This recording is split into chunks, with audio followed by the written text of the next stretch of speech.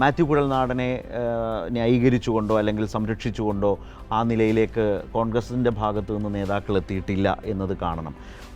പ്രതിപക്ഷത്തെ സംബന്ധിച്ച് മുഖ്യമന്ത്രിക്കെതിരെ അദ്ദേഹത്തിൻ്റെ കുടുംബത്തിനെതിരെയോ പറഞ്ഞുകൊണ്ടിരുന്ന ഒരു ആരോപണം അതിനി മുന്നോട്ട് കൊണ്ടുപോകാനാകാത്ത വിധം അതൊരു ക്ലോസ്ഡ് ചാപ്റ്ററാക്കി മാത്യു കുഴൽനാടൻ കയ്യിൽ കൊടുത്തു. അതെ, തീർച്ചയായിട്ടും മാത്യു കുഴൽനാടൻ കൊണ്ടുവന്ന അതേ ആരോപണം മാത്യു കുഴൽനാടൻ തന്നെ പൊളിച്ചെടുക്കി എന്നുള്ളതാണ്. ഇതിനകത്ത് കോടതി തന്നെ ഇന്നലെ പറഞ്ഞത് ഇത് രാഷ്ട്രീയ പ്രേരിതമല്ലേ. കോടതി ചോദിക്കുന്നതാണ്, ഇത് നിങ്ങൾ പുറത്ത് രാഷ്ട്രീയം പറയേണ്ടത് കോടതിക്കകത്ത് കൊണ്ടുവരേണ്ട കാര്യം ഉണ്ടായിരുന്നു എന്നുള്ള ചോദ്യമാണ് കോടതി ചോദിച്ചത്.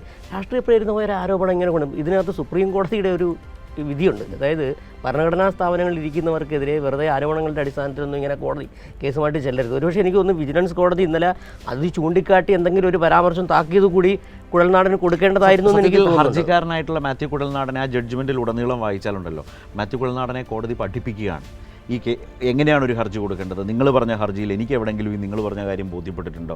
ഒരു തുണ്ട് കടലാസു പോലും ഇതിന് അനുബന്ധമായി നിങ്ങൾ പറഞ്ഞതിലില്ല, നിങ്ങൾ പറയുന്ന ആരോപണത്തിന് അനുബന്ധമായിട്ടില്ല, കംപ്ലയിൻറ്റിന് അനുബന്ധമായിട്ടില്ല എന്ന് പറയുന്ന അവസ്ഥയാണുള്ളത്.